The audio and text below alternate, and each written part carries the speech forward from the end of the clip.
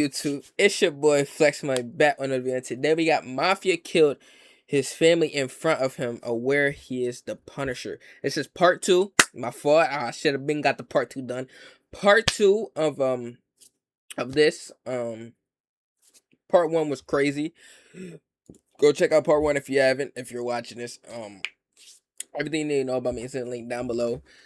And my Twitch, TikTok, all that is in the link down below. But go check out the UDY I just posted too. It was crazy. Bro was acting like a jackass, you feel me? Like a weirdo. Bro was a goofy. But anyways, let's get into the video, man.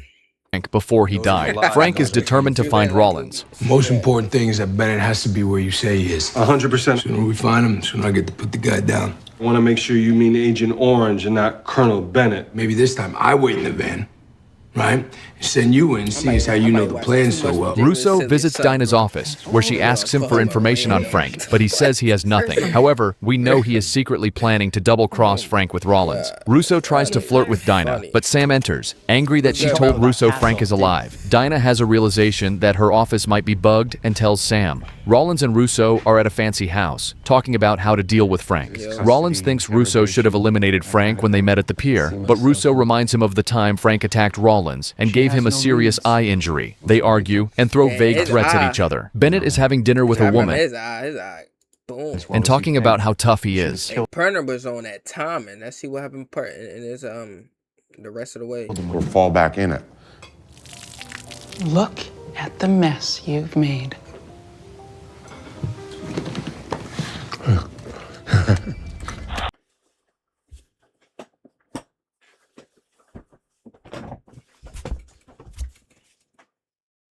She got that bro acting like a dog. Dude, she got bro acting like a dog. Dude, she got bro acting like a dog? Oh, hell no. Yes. Oh, fuck no. Yeah, man, I gotta go back, but.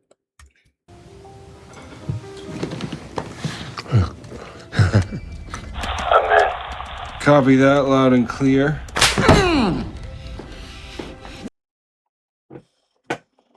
Oh my god. Oh my god. Shut it! Perfect. Hold there. Looks like I got here just in time. He's here! We're tied into his phone. 3 minutes. Damn it, stop hitting it! You got 4 hostiles headed your way. They're moving fast.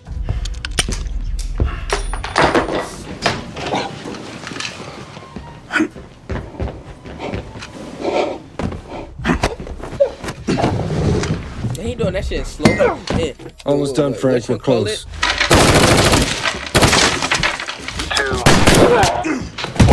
Get out of there. What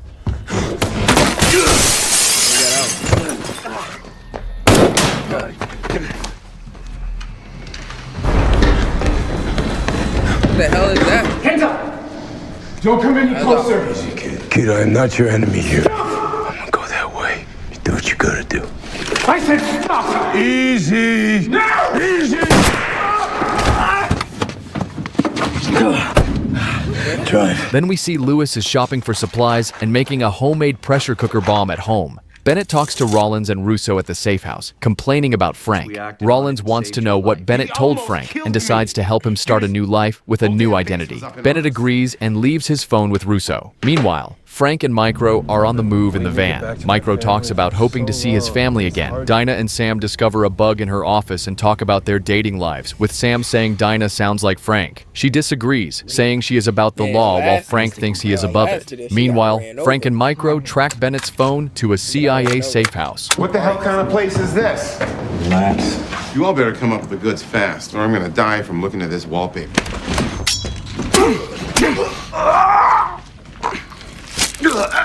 Yeah. It's done. 1 badge. 2 badge. Penny and dime. Oh my god.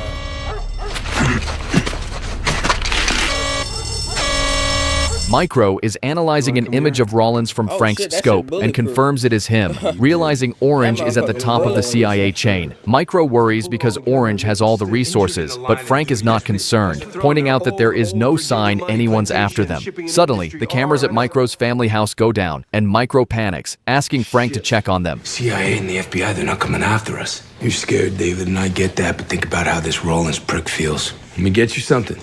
Some chamomile, huh? The cameras in my house are down.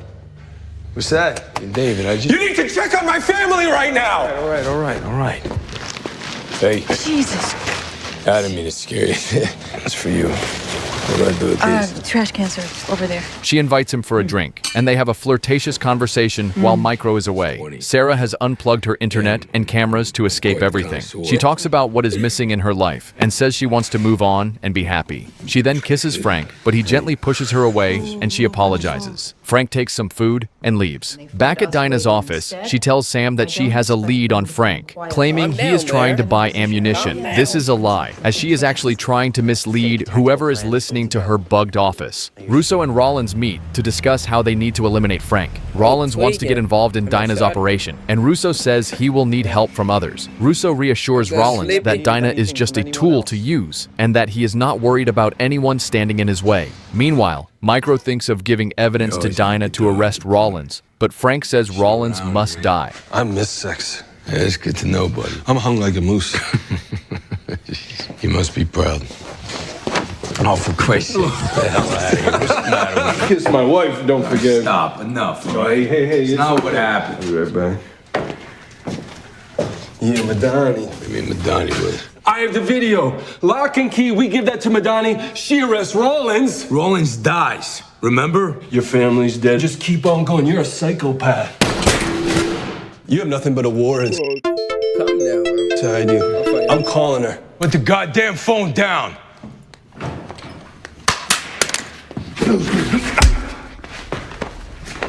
Forget who that is, but I think you forgot who the fuck that was. Russo meets with some struggling vets and offers them money for a dangerous mission to eliminate someone, promising to get them to a country where they cannot be arrested.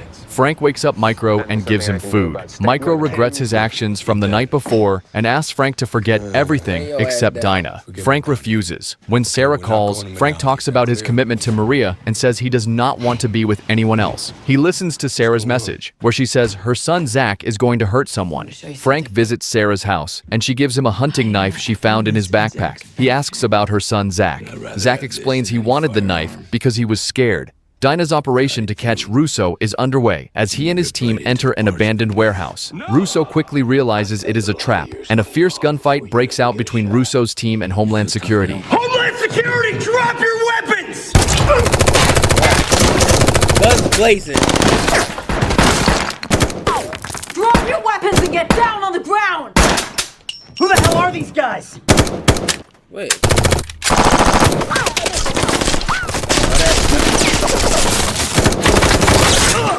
Druid's down!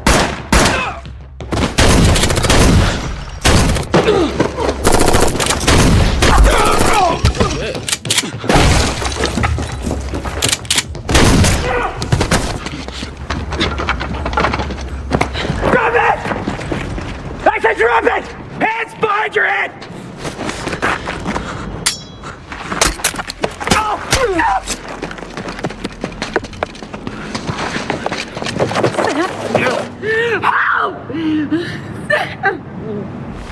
Attaboy. Why don't you go along, buddy? Get the hell out of here. Hey, Let's go, bro. Bro, you know you can't be with Chief. You know you. I think they think he dead. I think. you want to get him killed? They'll kill him. David, they will kill him. Go. Go. Hey, what a catch. Attaboy. Dinah is feeling very sad after Sam's death. Oh, whatever the hell. Yeah. Her mother takes care of her, while she keeps blaming herself. At the same time, Got him out of here. Hi, mama. Fine shit. Frank and Micro are secretly watching her from a rooftop, trying to figure out how to talk to her. But suddenly, a big explosion happens below them, filling the air with dust. At ATF office, workers are having a birthday party. Suddenly, a bomb explodes and some people die. News reports the blast. After that, we see Lewis, who is acting crazy and talking to himself. He writes a letter saying the US government is the enemy and wants to take away guns and freedom. Lewis sends his crazy letter to Karen. She reads it and wants to publish it, but her editor says they should call the FBI instead. Frank watches the bombing video and gets angry, saying he hates bombs and wants payback. Frank reads Karen's article where she calls Lewis a terrorist and a coward. Frank gets worried that Karen might be in danger now because she is openly speaking against him. Do you have any sympathy with this point of view? No, none. The irony of this bomber's point of view is terrifying. Less guns, less death, that simple. This guy was using bombs, not guns. It's barely a year since this city was terrorized by the Punisher. No, that's hardly the same thing. Frank Castle killed murderers and drug dealers. 37? That they know about. Got a caller. Says it's him.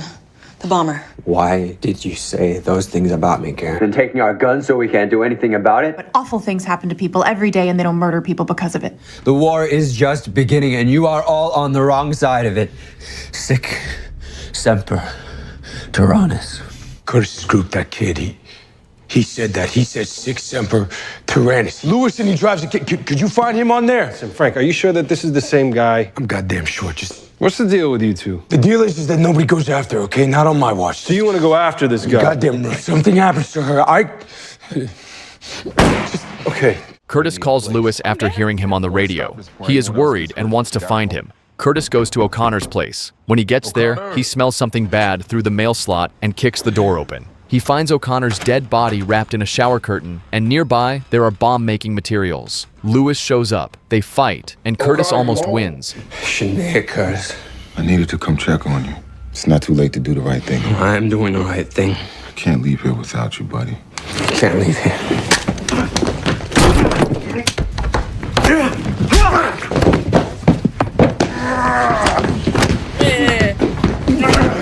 Get him, bro.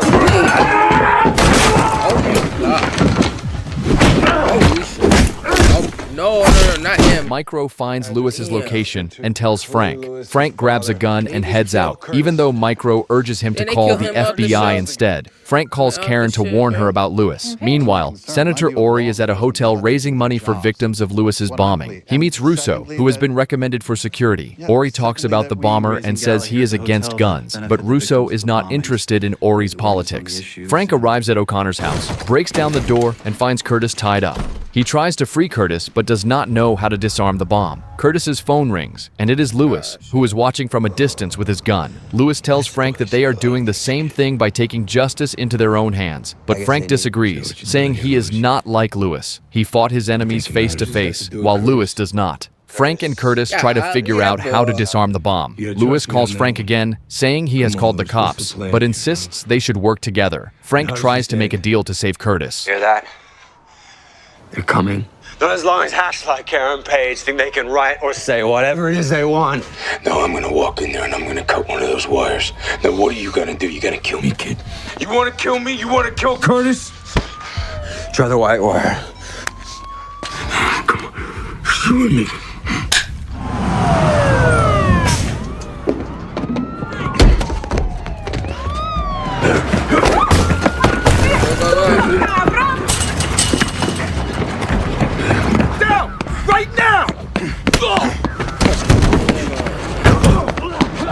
Dinah is at a bar before heading to Sam's funeral. A scruffy man with a gun sits down and introduces himself as Micro. Dinah realizes he is the one who sent her the video.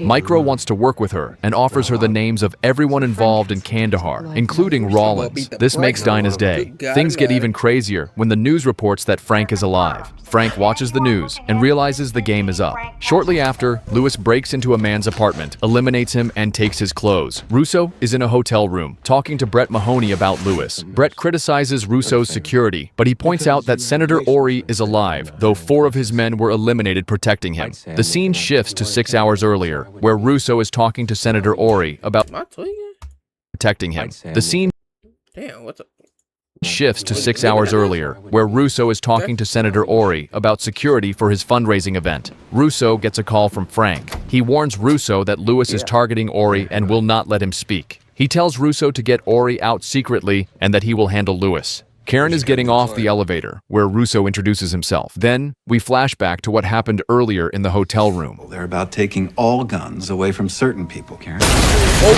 shit. Holy shit. Is that him right there? I gotta help! That's what he said? Or he told you that he went for help?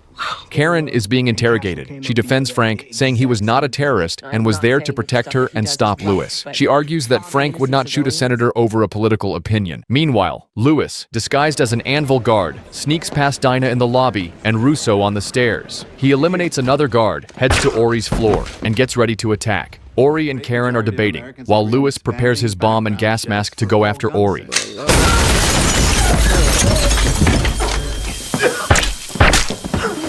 Please don't shoot him! Please don't shoot him!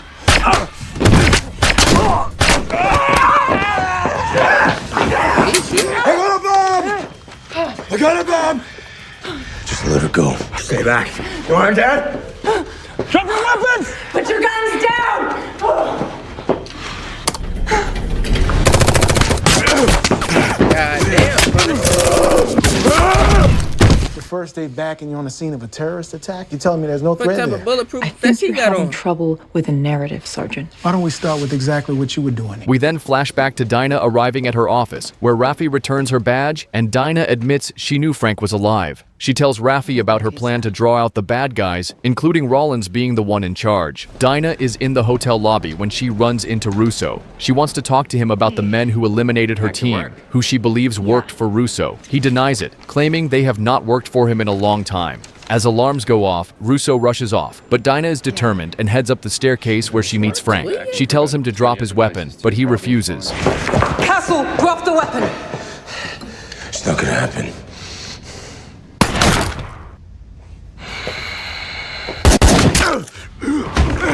Drop the weapon! Castle, stay back.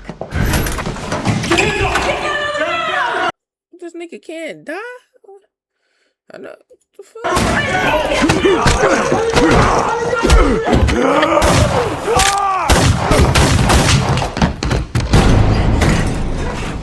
Nobody else here has to die. Shut up! Okay. I'm on off. Hey! I'm on off. Stay back. Maybe you and me, we are the same. When we were with Curtis, you told me to pull that white wire. You did the right thing, kid. You and me, we are the same. Right? We like to do the same thing over and over and over again. Do it now, Karen! Do it now!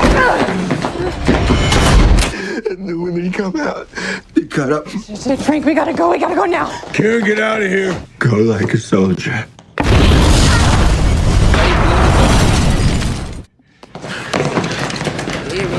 Damn it!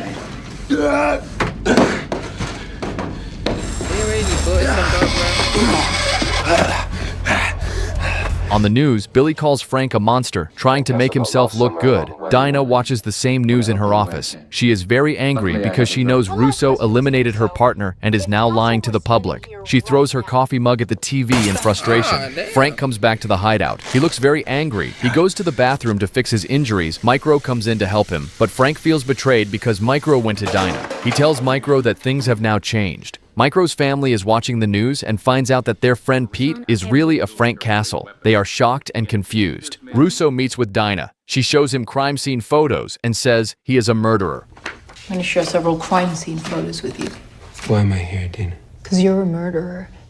The only reason I was there that day was you. Did you and Frank Castle conduct illegal covert operations in Kandahar? Now, if this was I was about to say, official, did he kill a dude that like, I know I'm not. I you know wouldn't I'm be not sitting tripping. there alone. He's going to kill you. And he's going to enjoy doing it. Frank is back at the hideout and finally spray painting the white skull on his vest. At Homeland Security, Dinah and Raffi watch Russo's interview. Raffi tells Dinah to find Frank and Micro to move things forward, then goes to handle things his own way. At Micro's house, a man pretending to be a cop knocks on the door. Hey, we received a call from this address to the Castle tip line. Did you call? Got something you want to tell me, son? How do you know Frank Castle? Where's your daughter? Well, look, thing is, I think it's best you come with me. for your own protection. Zach, run!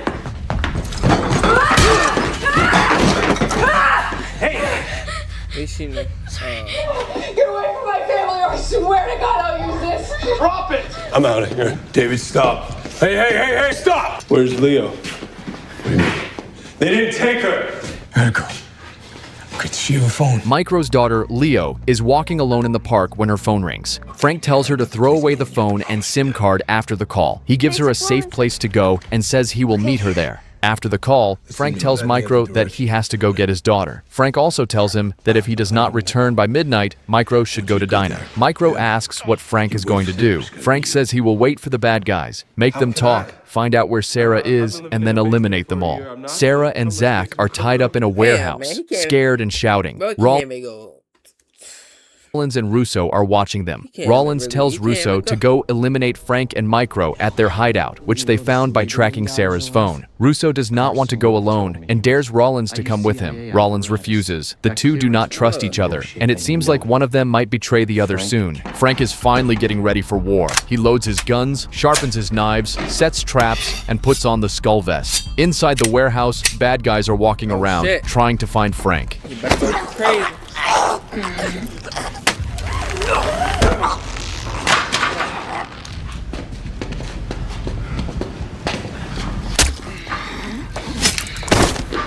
Yeah, we're in the power station. There's no one here. If they weren't there, how'd you find the place? The phone we tracked. It's a trap.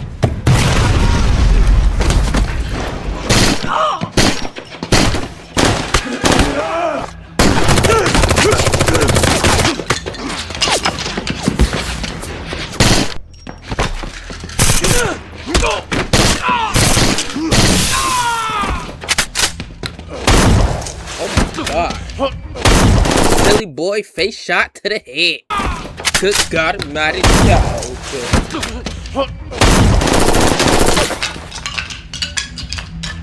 Russo! Silly boy. I'm gonna watch you die!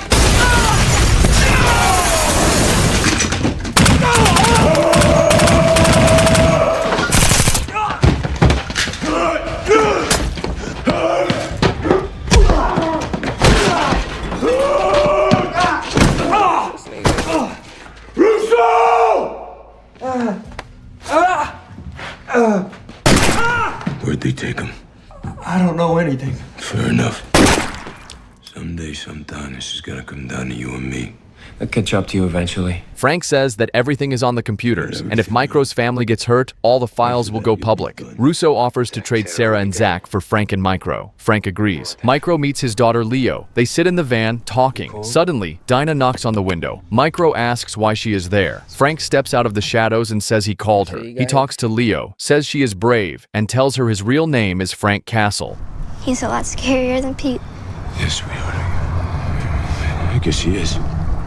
Russo arrives at the hideout. He sees the damage and watches the video of the Kandahar execution on the computer and becomes very shocked and confused. The next day, Frank is being questioned by Dinah. She wants to know about the events in Kandahar. He names all the people involved, like Orange and Russo, which makes things worse for them. Micro, who just reunited with his daughter, faces tough questions from her about why he disappeared and how his family dealt with his fake death. Micro promises to make things right. He then talks to Dinah on camera and tells her he won't answer her questions unless he is sure his wife and daughter will be safe. Dinah asks Frank about Zubair. Frank explains they were a squad and admits that he was the one who eliminated Zubair, not Russo. Dinah is shocked, and Frank says it ruined them all. Frank and Micro are waiting at the docks for the exchange to get Micro's family back. Frank promises to protect Micro's wife and son. A red van arrives, and Sarah and Zach are brought out. Dad!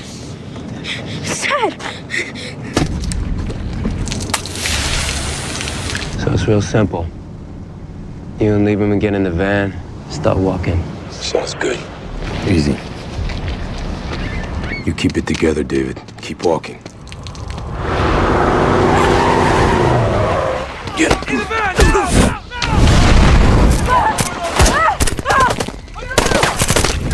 Come here! Oh, no!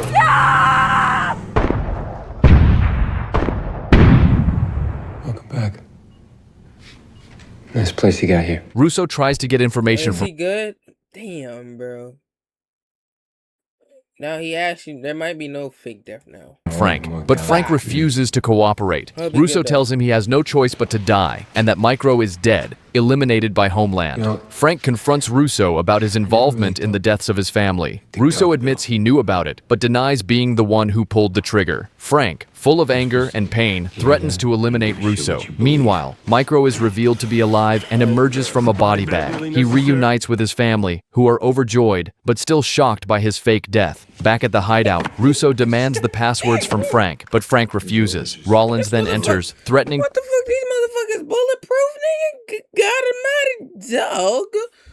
What the heck? We come out the body bag looking like, are y'all cool? To make things worse, he begins to beat Frank, but Frank takes it without reacting, retreating into thoughts of his wife, Maria, to endure the pain. I was wondering when you were gonna show up. How about Morty Bennett? You think Morty Bennett trusted him? Billy and I have mutual interests, Frank.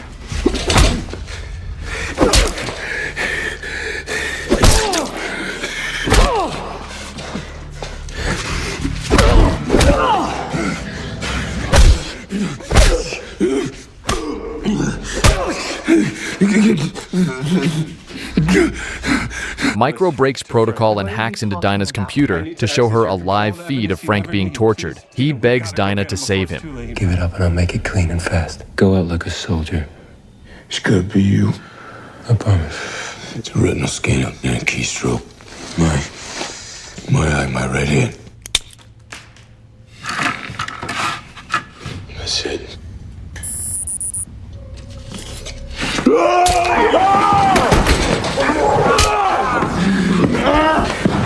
Where's home, Frank? Is it here or is it there? I want to hear you say it. It's with you always. You know that. Yeah, I'll stay with you. This guy was good. We were never getting in here without the codes. The backup systems and security are gnarly. You are nothing but his want. Fear, Frank. Ribs must be crap. All right. You don't leave me, Frank. This doesn't serve me. Billy, don't get confused. Men like me make the plans. Men like you shed the blood. Because when it's all said and done, you're just a stupid grunt too. It's time. You have to choose. Adrenaline. Oh, always gonna come down to you and me, Frank. Time for quid pro quo. Come home, Frank. Let's go home.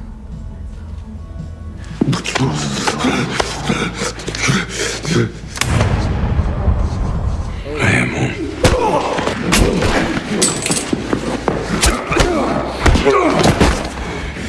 You're wrong. Die! Holy fuck. Holy fuck. Holy fuck.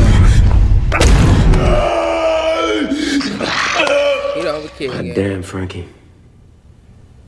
I love to watch you work. Frank, in pain, tells Russo that he has lost everything. Just then, Homeland agents storm in. Micro tells Frank to stay with him, his eyes wide open, and in his dream, he realizes Maria is no longer there. Frank is taken away and his wounds are treated immediately. Russo, on the other hand, grabs money from a wall safe, and in that moment, Homeland agents arrive, but Russo takes them out one by one and escapes, blowing up the building as he leaves. Frank wakes up, still badly injured, and asks about Russo. Later, he is getting ready to leave, and Micro gives him money, telling him to get away and start fresh. But Frank refuses, saying he has to finish what he started. He thanks Dinah for saving him, and she warns him that if they meet again, she will either arrest him or eliminate him. Dinah later faces questioning at Homeland by Rafi and Marion. They want to know where Frank and Micro are. She tells them to arrest her or let her do her job. Curtis wakes up to find Russo in his house, armed and wanting to talk. Russo asks how long Curtis knew Frank was alive. Curtis explains he kept Frank's secret because Frank asked him to.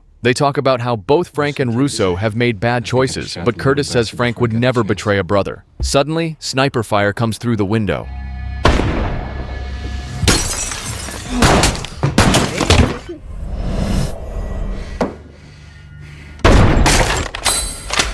I'm taking this kind of personally. Yeah, put him on. Shit, we know each other so well, we saw each other coming. Let him go, Bill. I'll let you walk out that door, I give you my word. As soon as I hear that magazine and cartridge eject from your rifle. Let's meet tonight. How about buy your painted ponies, Frankie? Frank has a flashback to when Russo was not just a teammate, but a close friend. We see Russo happily spending time with Frank's family, playing with the kids and joking around. In Central Park, Russo threatens some kids at a carnival stand and asks for their help. Dinah is writing her report on Frank but gets a text with a location, Central Park, where Frank's family was eliminated. She quickly leaves to head there, knowing the showdown between Frank and Russo is about to happen. Frank is moving through the trees, ready for a fight and wearing his iconic skull symbol. He approaches the painted ponies in Central Park, where he remembers his family from a happy time. However, the peaceful moment turns dark when he sees two teenagers tied up and bleeding. Russo calls Frank, telling him these kids will die because of him. Frank uses a grenade launcher to distract Russo and charges into fight.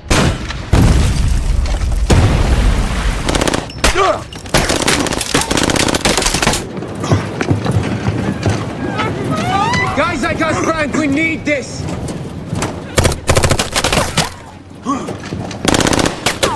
We're the same. Oh, it's enough, Frank! You come out! Let him go. I never had anybody. Please, lady.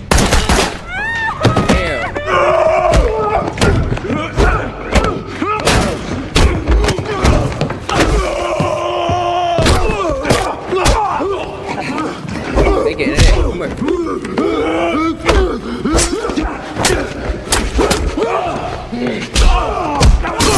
God damn, Frank.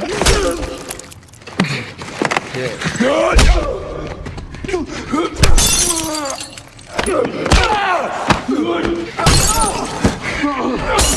you go. You're gonna learn about loss. You're gonna remember me. God damn it, Madoni. Damn. At the hospital, Frank is in cuffs. Marion and Rafi tell him that he is free now. His records have been wiped and he can start a new life. When Frank asks about Russo, Rafi says he survived surgery, but may have brain damage. Dinah hopes Russo remembers everything so she can face him again. We then see Russo in a hospital bed, his face wrapped in bandages. After that, Frank drops Micro at home. He is nervous to return to his family, but finally goes in. Sometime later, Frank is at the Veterans Support Group with Curtis. He joins the talk and admits something deep. For the first time in his life, he has no war to fight, and that scares him. I'm just really look in the mirror, you get it. Alright, my nigga, everybody ain't Hey, you gotta admit who you are. First First time as long as I can remember, I don't have a war to fight. I'm scared. Holy fuck. And this is where the season 1 ends. I hope you enjoyed my recap, and if you did, then be sure to check out the second season and the prequel of The Punisher on our channel. And as always, thank you very much for watching. Bet you can't run it fast. T-Mobile. Bet you. That was part 2 of that. That was part 2 of the what was it called? The Mafia killed his family in front of him on the way he is a Punisher. But if you're new to, make sure you like, subscribe. If you like the video, make sure you like, subscribe. It's your boy, in about 8 peace.